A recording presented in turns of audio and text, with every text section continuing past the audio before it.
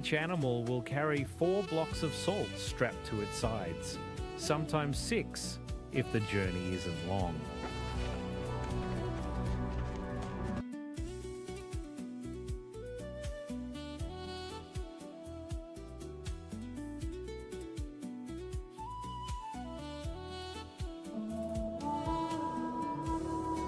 Around 3 million years ago, our ancestors took their first steps here.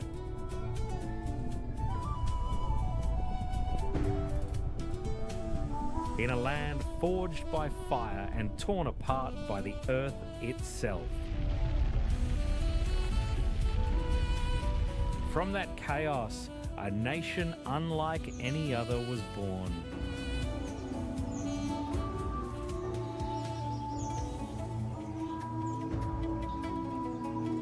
Towering obelisks still guard the heart of an ancient empire.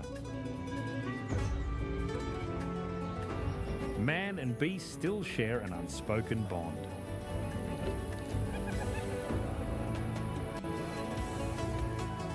And churches are carved from solid rock, while others cling to cliffs no human should reach. This is Ethiopia, the birthplace of humanity.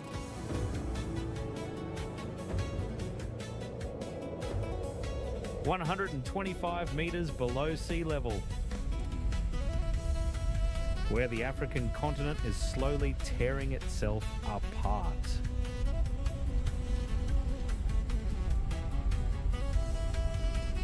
The Afar Triangle, a place where 3 tectonic plates meet and pull in different directions.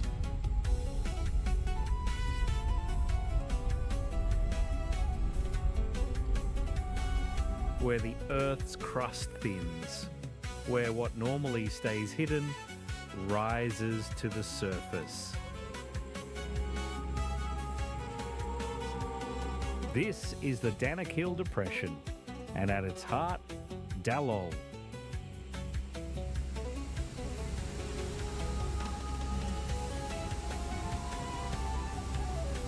One of the hottest places on Earth year-round. An average annual temperature of 35 degrees Celsius, 95 degrees Fahrenheit, day after day, month after month.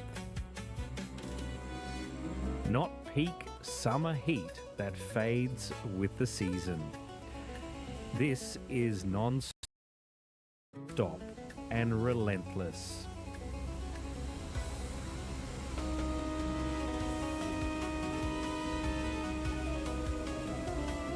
The ground here is painted in colours that don't seem real. Sulphur yellow, rust orange, acid green, streaks of red oxide bleeding through white salt crusts.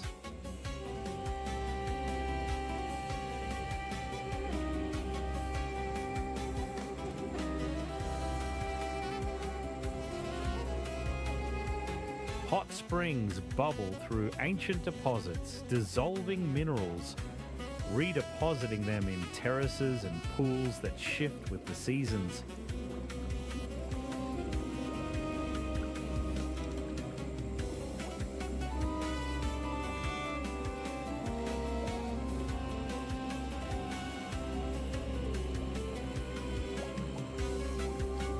The water, if you can call it that, is among the most acidic on Earth.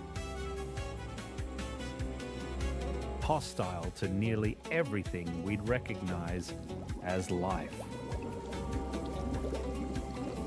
Steam rises from fissures.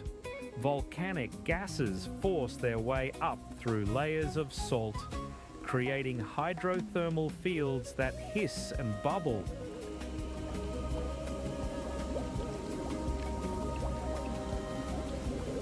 The landscape shifts constantly, new pools forming, old ones drying into crystallized plains.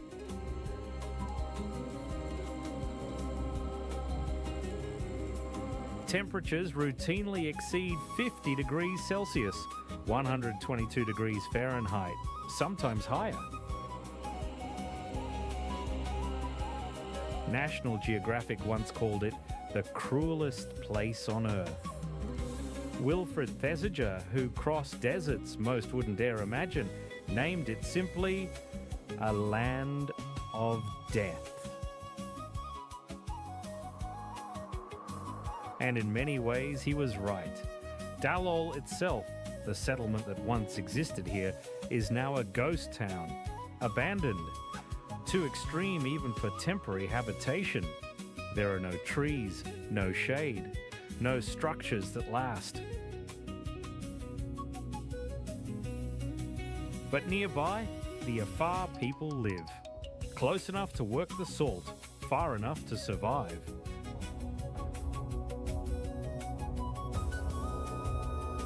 Long before sunrise, they're already moving. The miners wake in darkness, the coolest part of the day.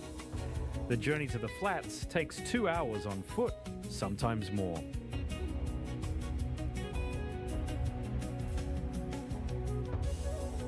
They need to arrive early, need to work fast. Because when the sun climbs higher, the heat becomes dangerous. They work with hand tools, axes, chisels and bars, cutting blocks of salt from the ancient seabed beneath their feet. Each block weighs around 30 kilograms, each one worth a few US dollars.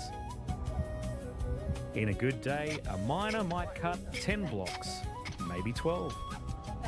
A few dollars a day for work that breaks the body.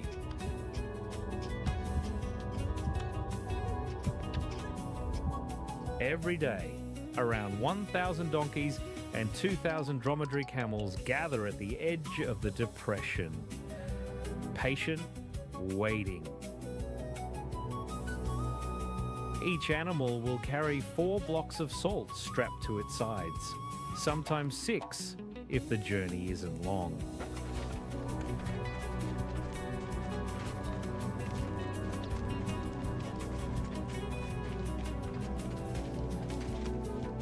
The caravans follow routes worn smooth by millennia, paths that existed long before nations and borders. They move slowly, deliberately, 1 foot in front of the other, hooves on ancient stone. It's not about speed, it's all about endurance here.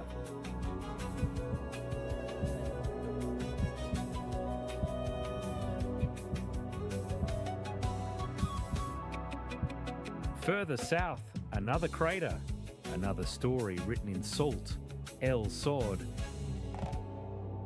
where the earth collapsed inward and left behind a deposit so rich, so pure, it's been valued for centuries. The salt here is darker, dense with minerals, different landscape, same ancient trade. North of the salt flats, Erta Ile rises.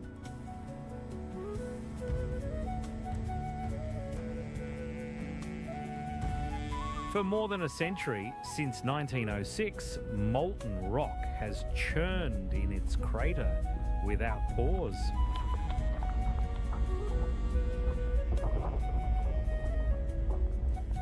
One of only a handful of permanent lava lakes anywhere on Earth. A pool of fire that never sleeps, never cools, never stops.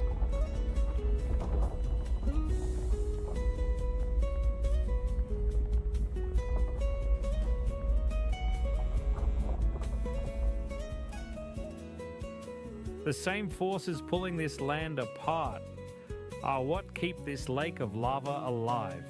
The same heat that makes survival nearly impossible is the heat that built this whole place.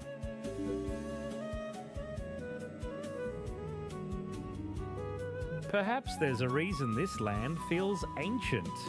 Ethiopia is one of the world's oldest countries, but the ground beneath it is older still.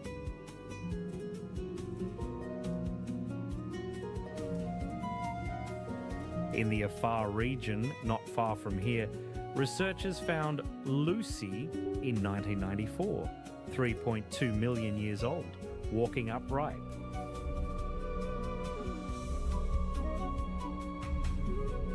Then Ardi, 4.4 million years old, both discovered in this same harsh landscape.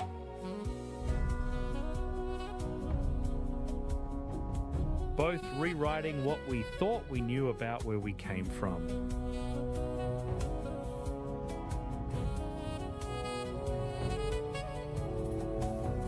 But there's more. Further south in the Omo Valley, a place we'll travel to soon, bones of anatomically modern humans. Our species, 200,000 years old. The evidence suggests something profound. That we, Homo sapiens, may have taken our first steps in this region's ancient landscapes.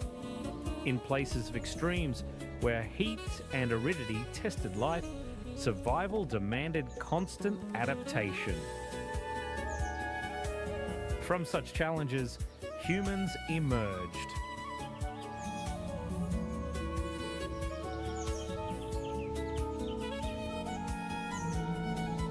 But we weren't the only ones shaped by this land.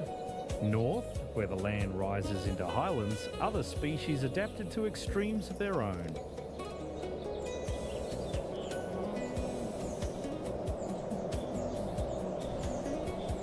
The rarest canid in the world lives here, the Ethiopian wolf. Rust-red coat, long legs built for these high-altitude grasslands. They hunt alone, patient, watching.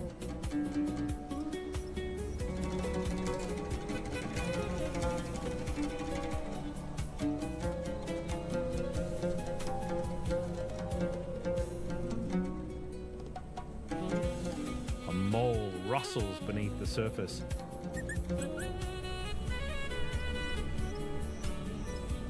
The wolf listens, calculates, then jumps, dives headfirst into the earth.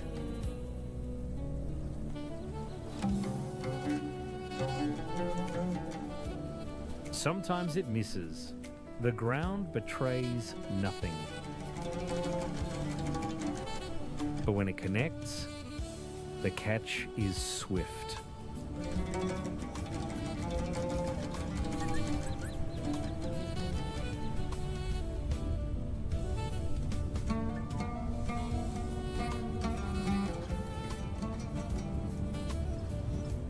Back at the den, cubs wait, tumbling over each other, fighting for scraps. A successful hunt means everyone eats.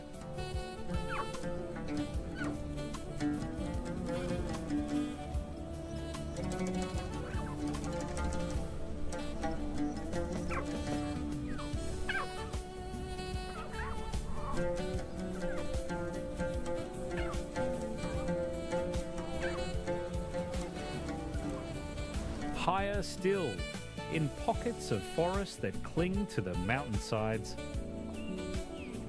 black and white colobus monkeys moving through their canopy with an elegance that seems impossible for their size. Long white mantles flowing as they leap.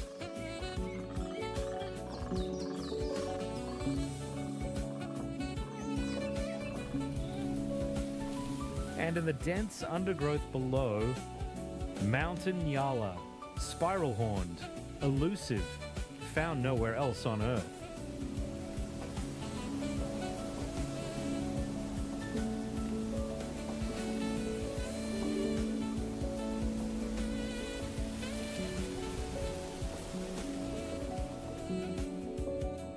But it's the Simien Mountains that define this landscape.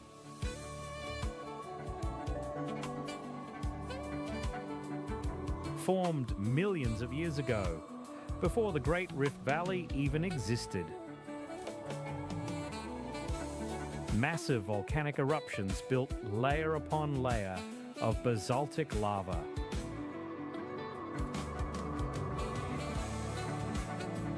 "3,000 meters thick in places, the remnant of an ancient shield volcano."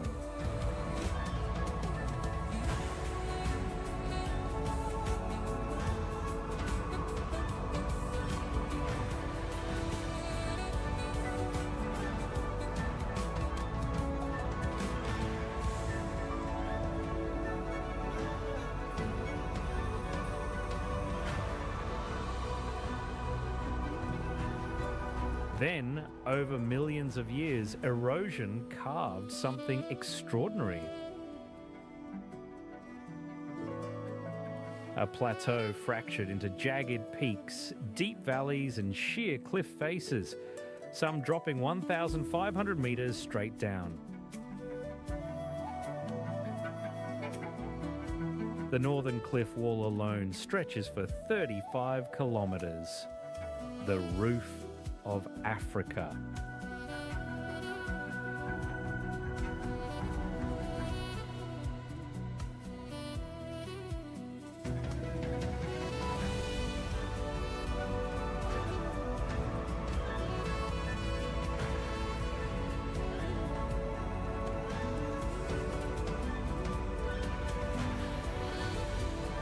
At its heart, Ras Dashen, 4,550 meters above sea level, Ethiopia's highest peak.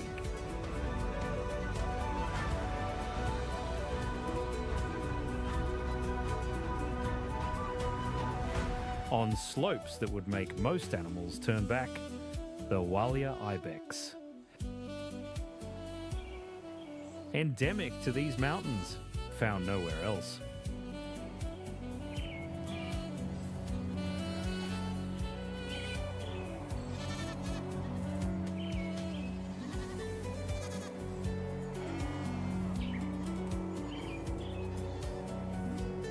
Watch them move, hooves finding purchase on stone that seems impossibly steep. Near vertical terrain crossed as if it were flat ground, effortless.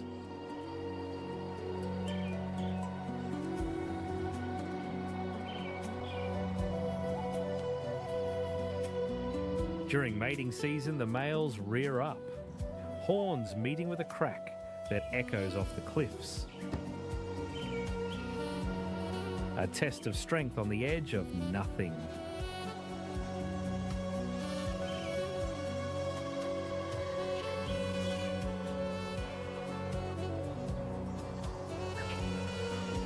And then the geladas.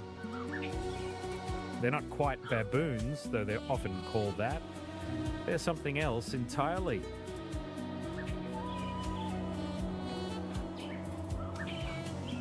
The chest gives them away, a patch of bare skin, red, sometimes pink, always vivid.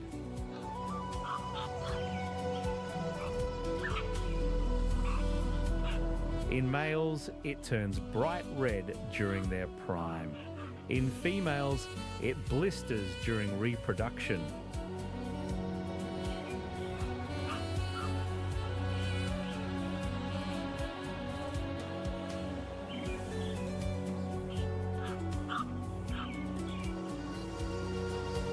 They live in groups that seem impossibly large. Sometimes 30 individuals, sometimes 600. A mass of bodies spread across the plateau. Each group has a structure. One male, several related females. The females are in charge. If the male no longer suits them, they replace him.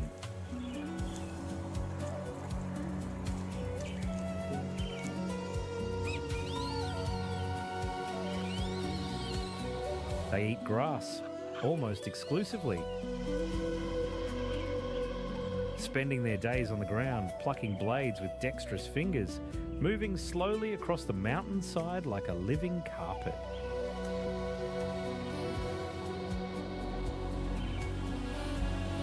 the world's most terrestrial primate, except for us. They don't climb trees. Can't, really. 99% of their time is spent on the ground.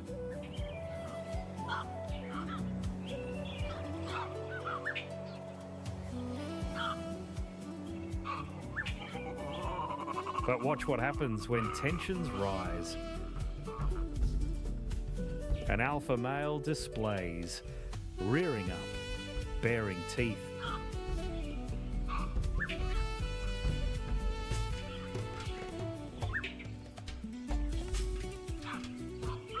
When hierarchies shift, when territories overlap, when a younger male challenges, the troop erupts.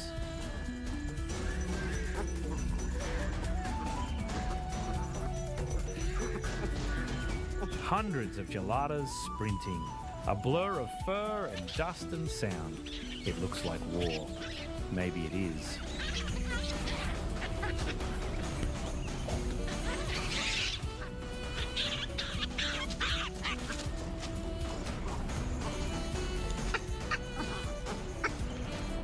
Then just as quickly, it's over. Back to grazing, back to grooming, back to the steady rhythm of mountain life.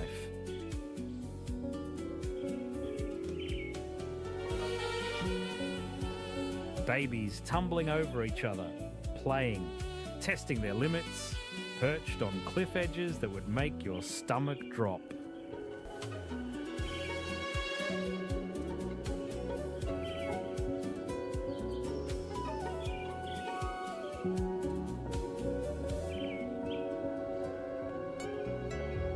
They belong here. In a way, few animals do.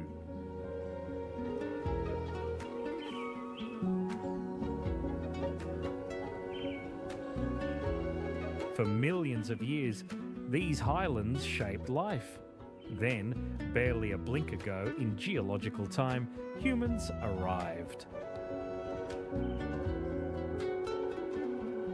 This is Ethiopia's ancient heart, where belief became architecture, where devotion meant carving entire churches from solid rock.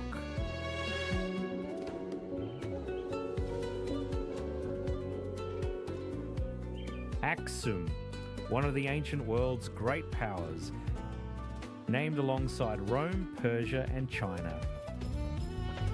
The oldest kingdom in Africa. A civilization that controlled vast trade routes linking the Roman Empire to the Middle East and India.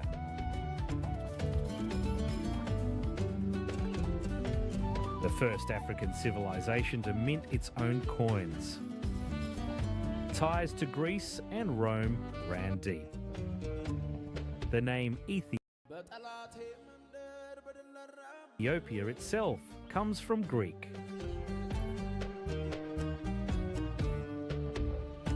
The obelisks still stand, towering stelae, some 1,700 years old, marking the locations of royal burial chambers. One weighs 160 tons, carved from a single piece of granite.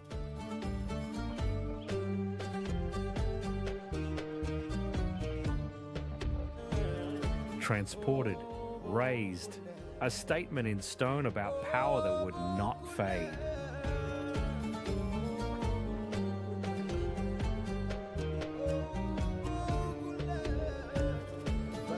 Among the ruins, the remains of palaces, stone foundations where queens and kings once walked. The architecture speaks of wealth, of connections to distant empires, of a kingdom that knew it was equal to any power on earth.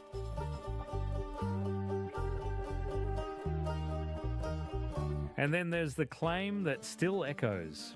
Ethiopians believe they possess the Ark of the Covenant, the gold chest that held the stone tablets of the Ten Commandments.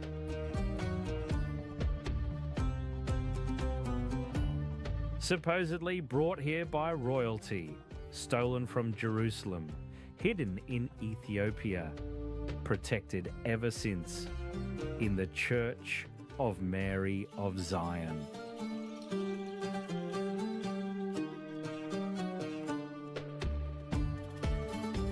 No one can see it, no one can verify it.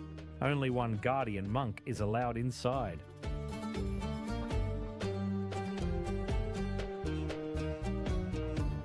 Whether true or not, the belief has shaped this place for millennia. Icons, paintings, stories passed down through generations.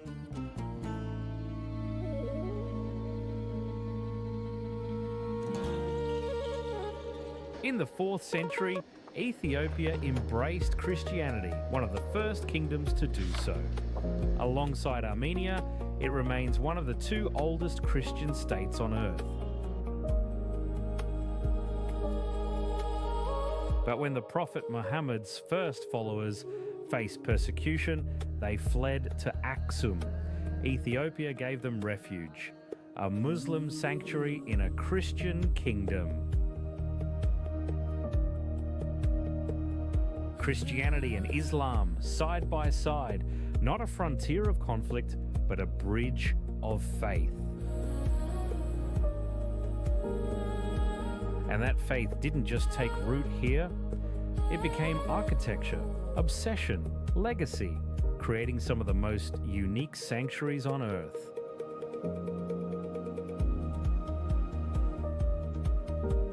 This can be seen south in Lalibela, where one king had a vision. Saint Gabriel Meskel Lalibela, ruler in the 12th century. His goal? To create a new Jerusalem. A pilgrimage site for those who could not make the journey to the Holy Land. So he began to carve. Not building upward, carving downward. 11 churches, each one hewn from a single unbroken piece of rock. No blocks, no mortar, no assembly, just stone removed.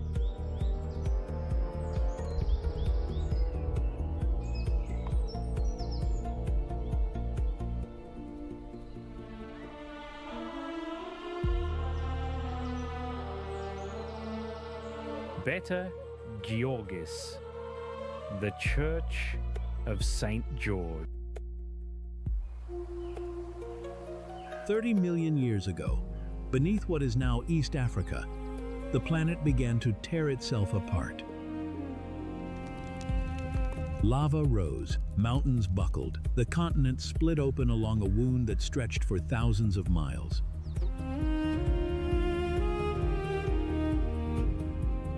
But the wound never closed. It became a cradle. What rose from that fracture was a kingdom of fire and stone, a place where humans first learned to stand.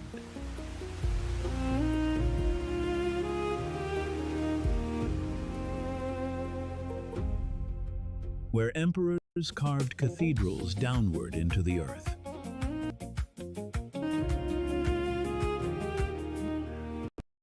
Where the world's most sacred relic is still hidden behind a single guarded door.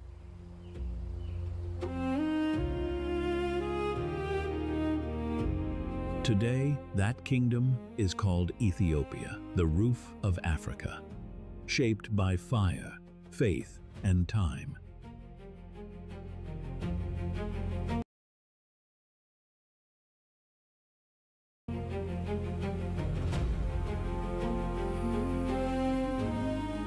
Where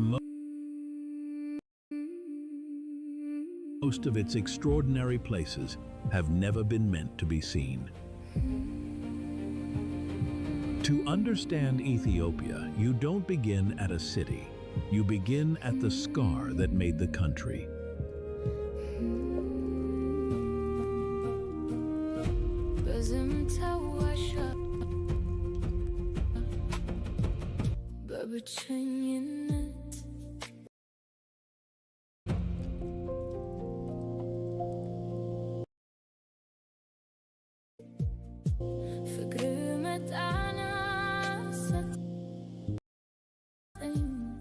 አዲስ ሕይወት ደካማ በነበርኩበት በዚያ It begins with a fracture. 30 million years ago, hot rock pushed up from beneath the continent until the crust gave way.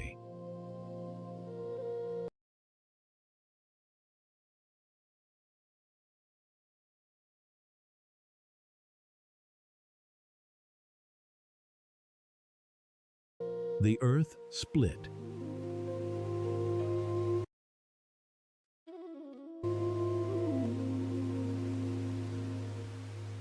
That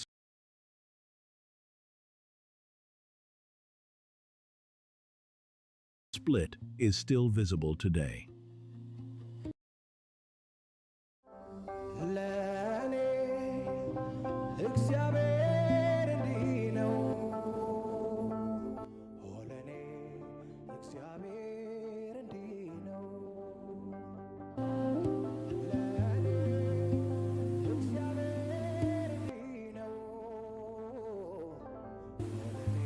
Cliffs collapse into deep basins. Lakes gather inside ancient faults.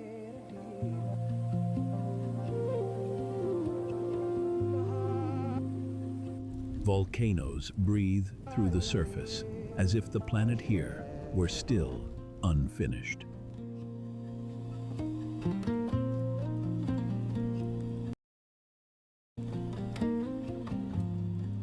This is the Great Rift Valley. In Ethiopia, it isn't scenery, it's geology, still in motion.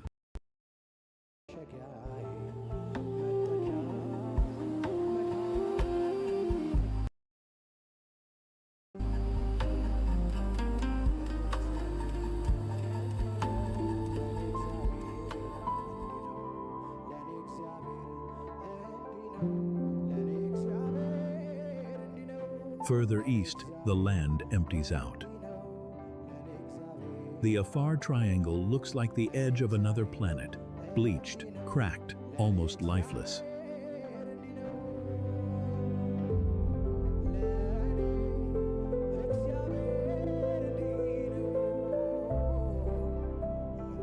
But in 1974, scientists pulled a small skeleton from this dust. Donald Johanson glanced down, and the world was never the same again. Half buried in the ancient soil lay a fragment of a femur, a thigh bone, belonging to a two-legged creature that had walked this earth 3.5 million years ago. The team froze. Nobody spoke. Then someone exhaled, and the silence shattered into disbelieving laughter and tears. That night back at camp, a Beatles song crackled through the portable speaker into the warm African night. Lucy in the Sky with Diamonds. And so they named her Lucy, the oldest, most complete skeleton of an early human ancestor ever found. She was barely a meter tall, this woman of the ancient world. But she stood upright, she walked, she lived, and she had been waiting 3.5 million years for someone to find her. Lucy, scientifically known as Australopithecus afarensis, was not just a skeleton. She was a message, written in bone, whispering across the millennia. Humanity began here, in this soil, in this heat, in this land that would one day be called Ethiopia. But Ethiopia's story does not begin and end with Lucy. No, this is a land so ancient, so layered with history, that every time someone digs, something extraordinary surfaces. Stone tools dating back 2.5 million years. Traces of the earliest modern humans.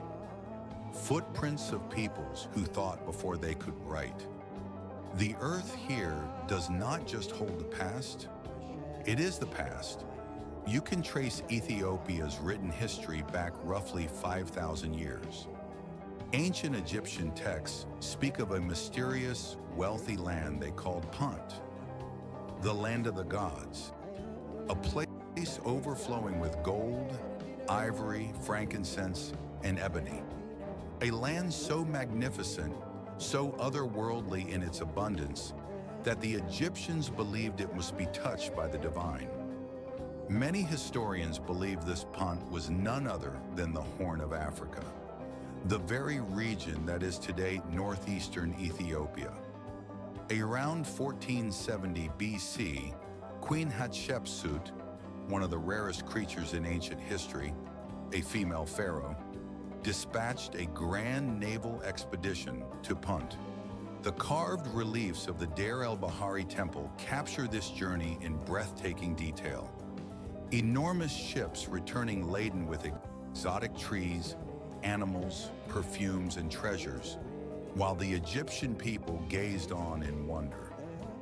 Contact between these two great civilizations, Egypt and what would become Ethiopia, predates European knowledge of this continent by thousands of years. Think about that.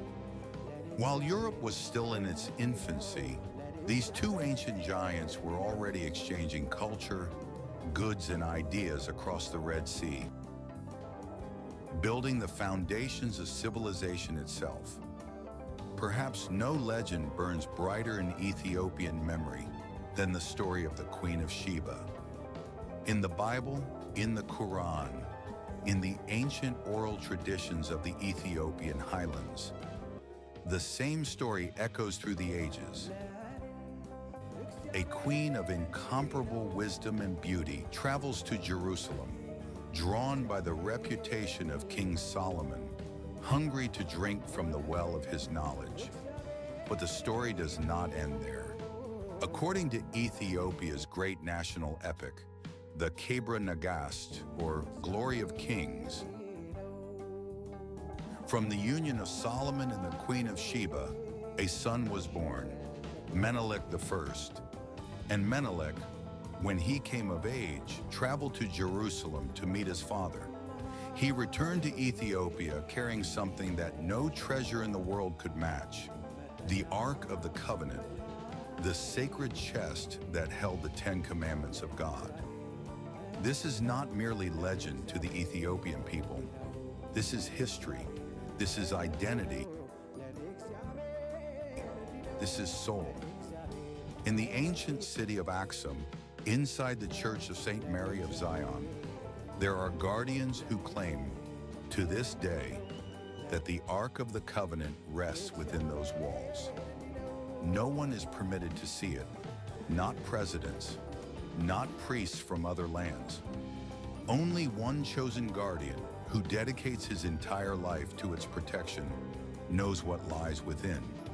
He is chosen. He cannot leave. He serves until his last breath.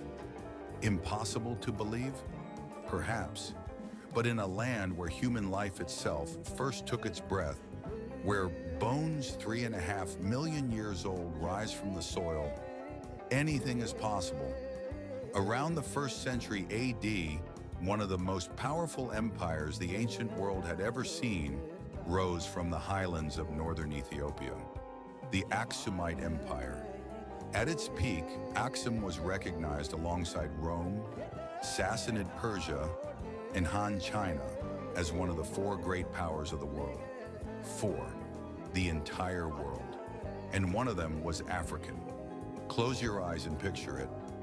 While Rome was wrestling with its barbarian invaders, while Europe was drowning in the darkness of its early Middle Ages, Axum was minting gold coins, commanding fleets that ruled the Red Sea and the Indian Ocean, and conducting trade with India, Arabia, and the Mediterranean. Axum was not a tribe. It was not a modest kingdom.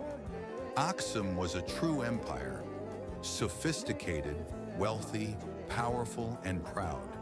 But perhaps the most world-shaking event in Axum's history was what happened around the year 330 AD. A young Syrian Christian named Frumentius arrived at the royal court. He taught, he preached, he prayed, and King Azana, moved by something he could not fully explain, declared Christianity the official religion of the Aksumite Empire. With that single declaration, Ethiopia became the second country in the world to adopt Christianity as its state religion, after Armenia, but before Rome, before every European nation, before the empire that the entire Western world would come to regard as the cradle of Christendom. Ethiopia was already there. The great obelisks of Aksum still stand today. Towering stone columns, some stretching over 20 meters into the sky, monuments to an empire that shook the ancient world.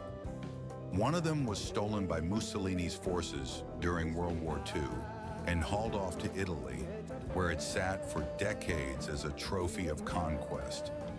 The Italians took hundreds of years to return it, and when they finally did, they left it carelessly on the pavement, as if it were luggage. But the people of Aksum received their obelisk, raised it high again, and celebrated. Because these columns are not merely stone, they are the memory of a nation. When Islam was born in the 7th century AD, and the early Muslims faced violent persecution in Mecca, the Prophet Muhammad, peace be upon him, gave his followers a direction to travel. Go to the land of the Abyssinians. There rules a just king in whose realm no one is wrong. The Negus, the Christian king of Ethiopia, opened his arms. He sheltered the Muslim refugees. He protected them. And when the emissaries of the Quraysh arrived, demanding that their runaway subjects be handed back, the king refused. He had listened to the words of the Quran being recited. He had wept, and he would not betray these people. This extraordinary moment planted a seed of mutual respect between Islam and Ethiopia that would flower across the centuries. For hundreds of years, the great Christian and Muslim communities of this land lived side by side, building a civilization that was not defined by one faith, but enriched by two. This is not just tolerance. This is something rarer and more beautiful. It is genuine coexistence born from genuine respect. In the 12th century, a king named Lalibela had a vision. He dreamed of building a new Jerusalem, a holy city of God, right here in the heart of Africa. Many thought it impossible. Many thought it mad. Lalibela began to build anyway. What he created defies comprehension, even to this day. 11 churches, carved entirely from living rock, not built upon the earth, but excavated out of it. Tunnels and stairways and bridges linking them underground, like a sacred labyrinth beneath the highland soil. The Church of Beit Georgis, St. George's Church, rises from the earth in the shape of a perfect Greek cross, its roof flush with the ground, its walls carved clean and straight by human hands alone. When you see it, your mind refuses to process it. You think someone built it on top of the mountain. Then you realize someone hollowed it out from inside the mountain. They reached into the rock and pulled a cathedral from its heart. These churches are not just architecture. They are a declaration. They say, we are here, we believe, and we will carve our faith into the bones of the earth itself, so that nothing, not time, not conquest, not forgetting, can ever erase it. The 19th century was the century of the scramble for Africa. The hungry, arrogant powers of Europe, Britain, France, Belgium, Portugal, Germany, Italy, descended on a continent like wolves on an unguarded flock. At the Berlin Conference of 1884, European representatives sat around a table and drew borders across Africa with a ruler. Not a single African was present.